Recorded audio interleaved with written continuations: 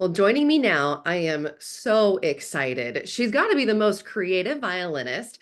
She has 4 billion YouTube views, New York Times bestseller, more than 2 billion on-demand streams, and so much more. Lindsey Stirling, thank you so much for joining me. Hello, thanks for having me. Well, we are super thrilled to have you back in Bend. Thank you so much for making the return. Hayden Homes Amphitheater, Monday, September 2nd. And yeah, thank you so much for coming back. Oh my gosh, it is such a beautiful place. Last time we were there, which wasn't long ago, so I was really excited that we get to come back. We're gonna float down the river because we have a day off. We're making plans because it's such a great place. I'm so glad to hear it. And the weather's actually shaping up really nice for Labor Day weekend. So, Yay. well, you are a costumer, aerial artist, dancer, creative director. I mean, didn't I was reading that you even edit your own videos? Is that true? That is true. I do. Good grief. That is so much on your plate. How did all of this start for you? I mean, what maybe was the first creative outlet, and then how did it blossom? I've been playing the violin since I was 6, so that's always been like a big part of my life. But I honestly, I kind of fell in love with video editing when I was in high school. Like I took a little new media class and I learned how to edit videos and started making music videos with my friends. And I don't know, just it opened up this whole world of like almost the idea that if you can imagine it, you can probably capture it on that camera and put it into use. And I remember like getting so excited when I learned how to use a green screen and suddenly we could fly through the air and make these really cheesy videos. But it just opened up my little creative brain as like a 15-year-old to the possibilities. And nowadays you can do all that on your phone. But, back 20 years ago plus, that was wild to me. And so, yeah, but I've always loved being creative in pretty much any shape or form.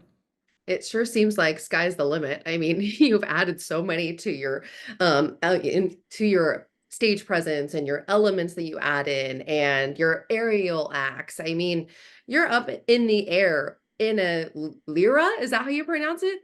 Yeah. That's amazing. Are you ever terrified? I feel like, yeah, when I first started, it was actually quite scary. And I remember trying to get in shape before that first tour was a little scary, but I never go on stage with an act if I don't feel confident. And, same with my dancers. I tell them, we're not going up in the air unless we all feel really secure. And so we've always gotten it just in time for tour. But it's been a very exciting endeavor to learn to be an aerialist in my mid, to late 30s. I didn't start doing it till I was 35.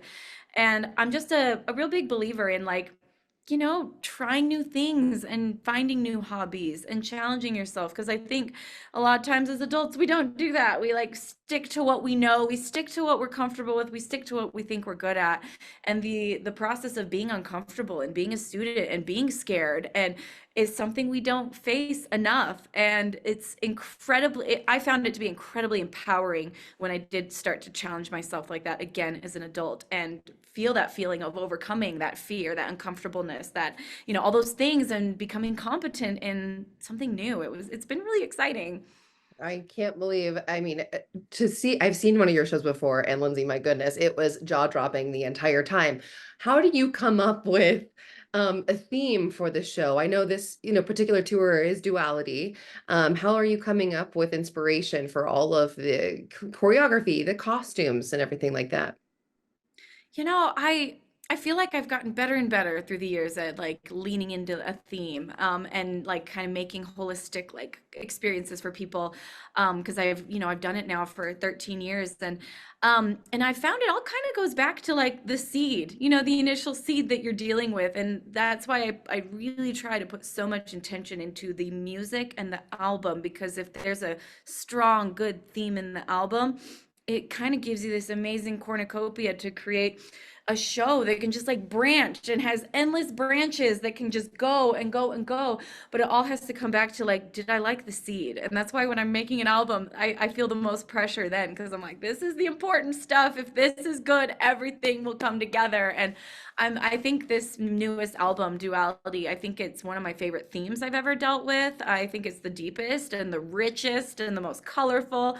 Um, And also, I just think it's the best music I've ever written. So I really have enjoyed performing it every night. And the show is the most, it's super creative. I'm just, our whole team, everybody works so hard and we're all really proud of it. Now, I've already expressed how impressive your shows are, but if you were going to describe it to somebody who was just meeting you for the very first time, which is probably pretty unlikely, but if they were, how would you describe your show? I will say it's surprising. You know, I hear that over and over again, even for people who followed me for years and come to a show, they're like, I did not expect that. So it's a very surprising show. I feel like it's very engaging. We're always switching from costumes to different aerial apparatuses to different colors to different themes to like it's very visually impressive just from my amazing dancers to the band, like everything. So I think that there's not a chance to get bored and you will be surprised. I think that's a great way to put it and a great way to end it even. So, Lindsay, thank you so much for making the return back to Bend. Yes, definitely float the river. Sounds like you even have that on your docket. I plan, I'm hoping to. Okay, folks, make sure to get your tickets to the Hayden Homes Amphitheater to go see Lindsey Stirling, which is going to be Monday, September 2nd. Thanks so much again, Lindsay. Awesome. See you soon.